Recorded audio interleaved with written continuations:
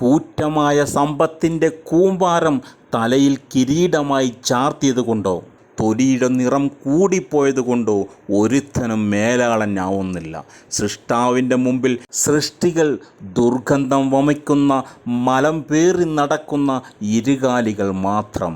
India എന്ന മഹാരാജ്യത്ത്, കോടിക്കണക്കിന് ദരിദ്രരും നിരക്ഷരമുള്ള ഈ രാജ്യത്ത്, പുലിക്കറുത്തുപോയതിൻ്റെ പേരിൽ മേലാളൻ്റെ ആട്ടും തുപ്പും കേട്ട് അവന്മാരുടെ കാൽക്കളിൽ നായകളെ പോലെ കിടക്കുവാൻ വിധിക്കപ്പെട്ട, ഇനിയും സ്വാതന്ത്ര്യം കിട്ടാത്ത ഒരു ജനതയ്ക്ക് വേണ്ടിയുള്ള ശബ്ദമാണ് ഈ മനുഷ്യൻ്റേത്. കൂറ്റമായ സമ്പത്തിൻ്റെ കൂമ്പാരം തലയിൽ കിരീടമായി ചാർത്തിയതുകൊണ്ടോ തൊലിയുടെ നിറം കൂടിപ്പോയതുകൊണ്ടോ ഒരുത്തനും മേലാളനാവുന്നില്ല.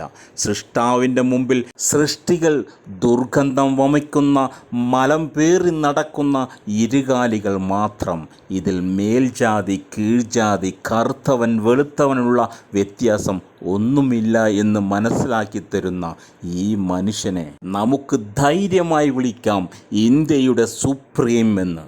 ഇന്ത്യക്കാരെ അടിമകളാക്കി വെച്ച ബ്രിട്ടീഷുകാർ പോലും ചെയ്യാത്ത, ഇന്ത്യയിലെ കോടിക്കണക്കിന് ജനങ്ങളെ ക്രൂരമായി വഞ്ചിച്ചുകൊണ്ട് ഇന്ത്യൻ ഡെമോക്രസിയും ഇന്ത്യൻ ജുഡീഷ്യറിയും കാറ്റിൽ പറത്തിക്കൊണ്ട് BJP എന്ന ഈ പാർട്ടി ദുർഗന്ധം എന്ന പുതപ്പ് കൊണ്ട് ഇന്ത്യയെ മൂടി പുതപ്പിച്ചിരിക്കുന്നു. സ്വന്തം ജീവന് പുല്ലുവില കൽപ്പിച്ചുകൊണ്ട് കോടിക്കണക്കിന് പാവപ്പെട്ട ജനങ്ങളുടെ മുന്നിലേക്ക് ഇറങ്ങി വന്ന് ഈ മനുഷ്യൻ പറയുന്നത് എന്താണെന്ന് നമുക്ക് കേൾക്കാം. याद रखिए, नरेंद्र मोदी 25 सीट की मार्जिन से प्रधानमंत्री हैं। एक सीट हमने दिखा दी कि चोरी हुई है। 25 सीट वो 35,000 या कम वोटों से जीते हैं। अगर हमें इलेक्ट्रॉनिक डेटा मिल जाए, हम साबित कर देंगे कि हिंदुस्तान का प्रधानमंत्री चोरी करके प्रधानमंत्री बना है।